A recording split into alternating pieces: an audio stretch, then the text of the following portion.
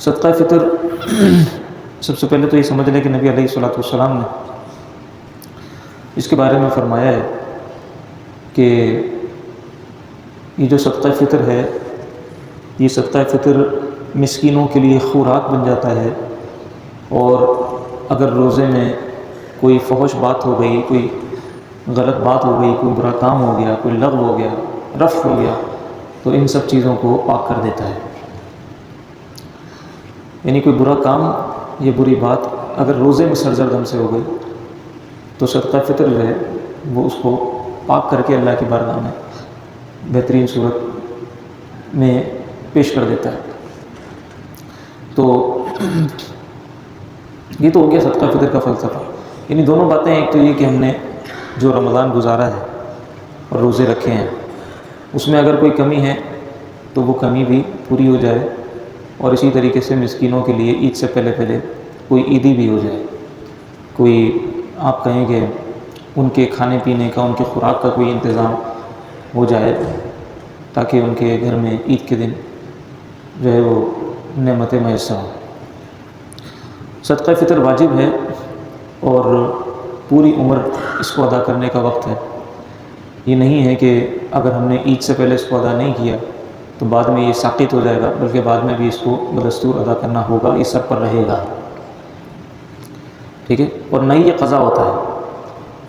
سنت یہ ہے کہ نماز عید سے پہلے اس کو ادا کر دیں، لیکن اگر نماز عید سے پہلے کسی نے ادا نہیں کیا تو خلاف سنت تو ہے، یعنی سنت کا جو ثواب تھا وہ تو اس کو نہیں ملے گا، سنت عمل کا، لیکن بہرحال اس کا جو وجوب ہے، اس کا واجب ہونا یہ اپنی جگہ برقرار ہے اور زندگی بھر کے لیے برقرار ہے۔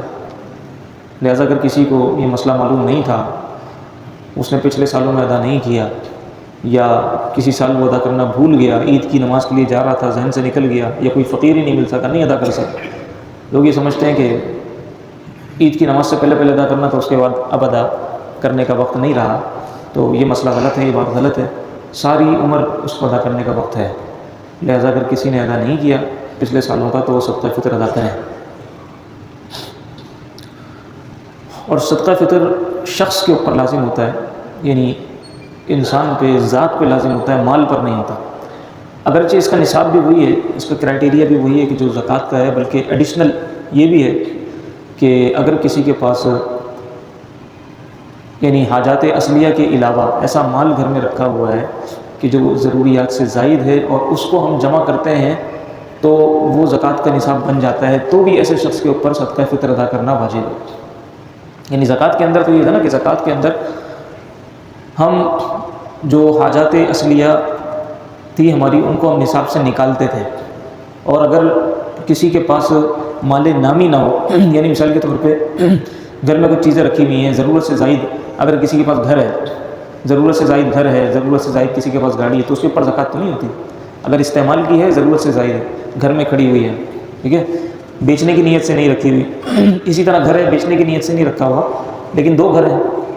ایک یہ بھی ہے، ایک بند کیا ہوا ہے یا ایک کرائے پر دیا ہوا ہے، ٹھیک ہے نا، تو اس کے اوپر زکوٰۃ تو نہیں ہوتی اس گھر کی مالیت پہ۔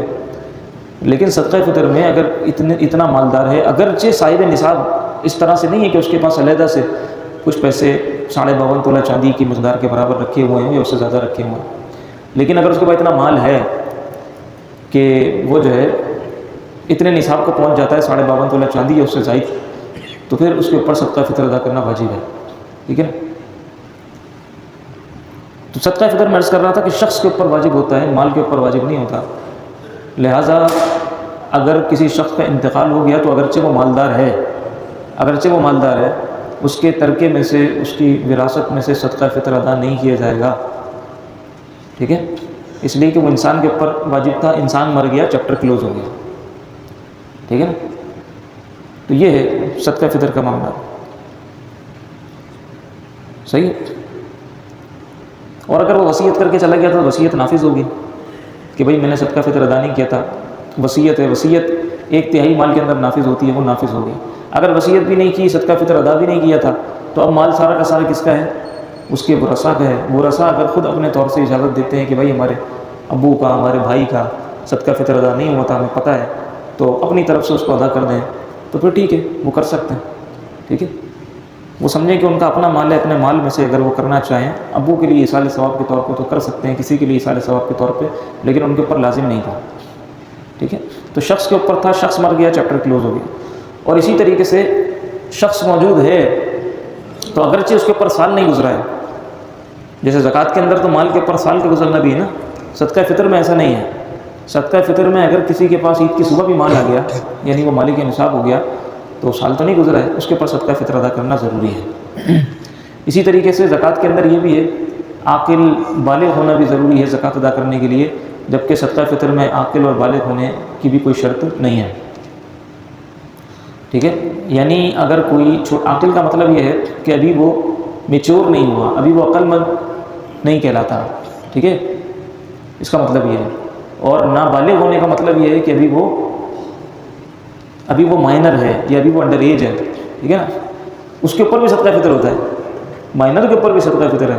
لیکن اس کا صدقہ فطر کون ادا کرے گا؟ اس کا باپ ادا کرے گا جس کی کفالت میں وہ بچہ ہے۔ اور اگر وہ بچہ خود مالک نصاب ہے، بعض اوقات بچوں کے پاس بھی اچھے خاصے پیسے ہوتے ہیں، ٹھیک ہے نا، کسی نے ان کو تحفے دے دیے، مثال کے طور پر برتھ ڈے گفٹ کسی نے ان کو دیا، عیدی ان کو دی، اور جمع ہوتے ہوتے ہوتے ہوتے ہوتے ہوتے بچوں کے اتنے پیسے ہو گئے۔ یا ایسا بھی ہوتا ہے کہ اور کہیں کسی ذریعے سے کوئی تجارت ہوئی، کچھ ہوا، اس کو اس کا حصہ ملا، تو جو ہے وہ اچھا خاصا بچوں کے پاس بھی بعض اوقات پیسہ ہوتا ہے۔ تو اگر نابالغ بچوں کے پاس پیسہ ہے تو پھر باپ ان کے پیسوں میں سے صدقہ فطر ادا کرے گا، ان کا صدقہ فطر انہی کے پیسوں میں سے ادا کرے گا۔ لیکن اگر ان کے پاس پیسے نہیں ہیں، صاحب نصاب نہیں ہے، تو پھر باپ اپنے پیسوں میں سے صدقہ فطر ادا کرے گا، باپ کے اوپر لازم ہے چھوٹے بچوں کی طرف سے صدقہ فطر ادا کرنا۔ اسی طریقے سے ایسی اولاد کہ جو اپاہج ہو، گھر میں بیٹھی ہوئی ہو، یا بے عقل ہو، ٹھیک ہے نا، مجنون ہو، اگرچہ وہ بالغ ہو، تو اس کا صدقہ فطر باپ کے اوپر ہے۔ اور اگر اپاہج اولاد، بالغ اولاد، بڑی اولاد وہ گھر کے اندر بیٹھی ہوئی ہے، خود وہ صدقہ فطر ادا کر سکتے ہیں، مالدار ہیں، تو پھر اپنے مال میں سے ادا کریں گے۔ ویسے بالغ کا صدقہ فطر باپ کے اوپر لازم نہیں ہے، نابالغ کا تو ہے۔ نابالغ میں بھی میں نے عرض کی کہ اگر وہ خود مالدار ہے تو ان کے مال میں سے ادا کیا جائے گا، اور اگر خود مالدار نہیں ہے تو پھر باپ ادا کرے گا، باپ کے اوپر ہے۔ لیکن اگر بالغ ہے تو بالغ بڑے بچوں کا صدقہ فطر باپ کے اوپر نہیں ہے۔ ہاں اگر وہ ان کی زیر کفالت ہوں، جیسے ایک ہی گھر کا نظام چل رہا ہے، ایک ہی گھر کا سسٹم چل رہا ہے، جو بھی کماتے ہیں وہ سب باپ کو ہی دے دیتے ہیں، تو پھر باپ سب کی طرف سے ادا کر دیں، وہ ٹھیک ہے۔ اور اگر علیحدہ علیحدہ رہتے ہوں، باپ کی زیر کفالت نہ ہو، باپ اپنے بچوں کی طرف سے ویسے ہی ادا کرنا چاہ رہا ہے، تو پھر بچوں سے اجازت لیں، بچوں سے کہے کہ میں آپ کی طرف سے صدقہ فطر ادا کر رہا ہوں، بچے کہتے ہیں ٹھیک ہے آپ ادا کر دیں طرف سے۔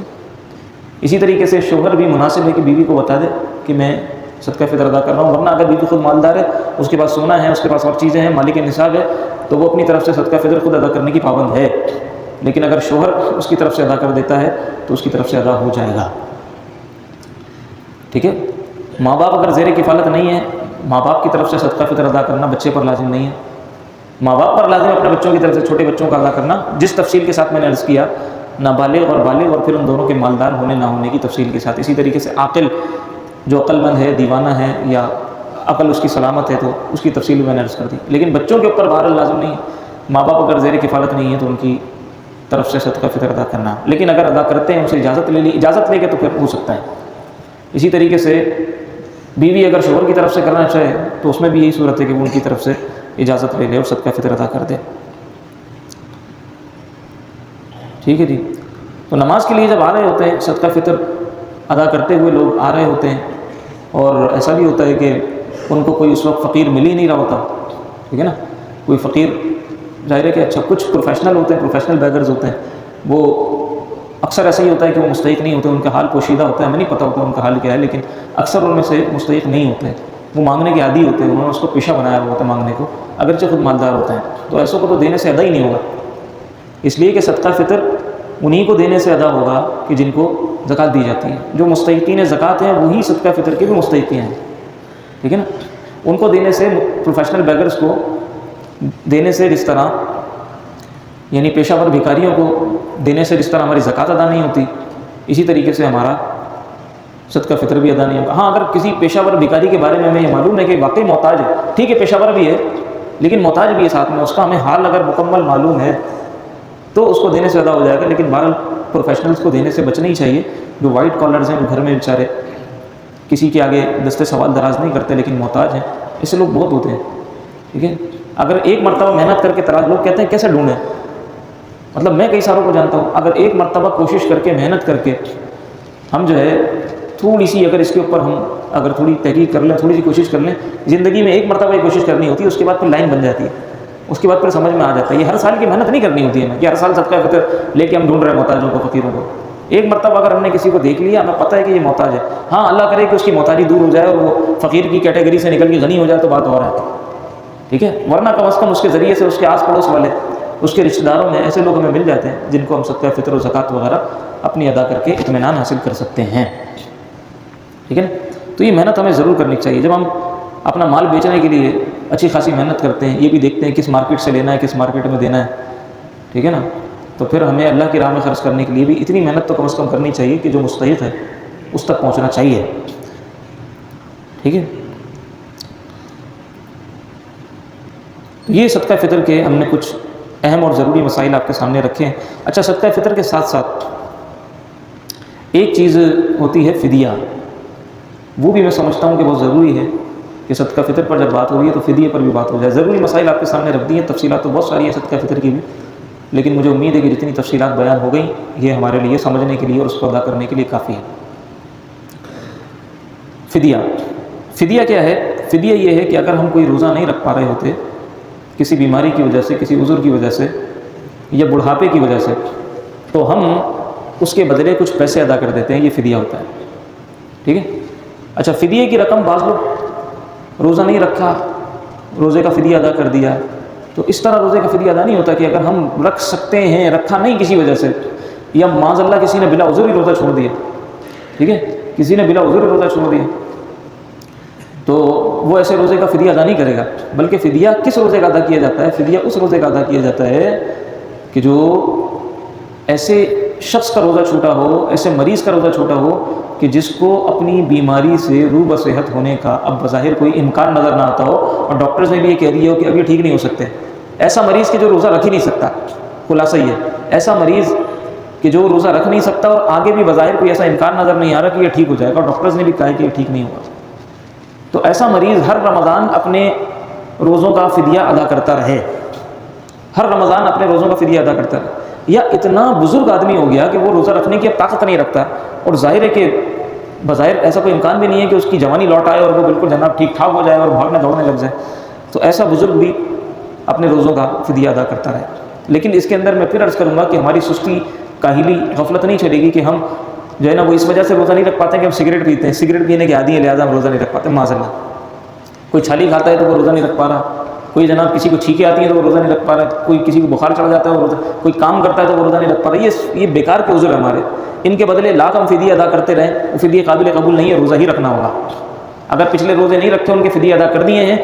اور رو بصحت ہے روزہ رکھ سکتے ہیں تو روزہ رکھنا ہی ضروری ہے، وہ جو فدیہ ہم نے ادا کیے ہیں وہ ان کی برابری نہیں کر سکتے، وہ ان کا بدلہ نہیں ہو سکتے، روزہ رکھنا ہی ضروری ہے، ٹھیک ہے نا۔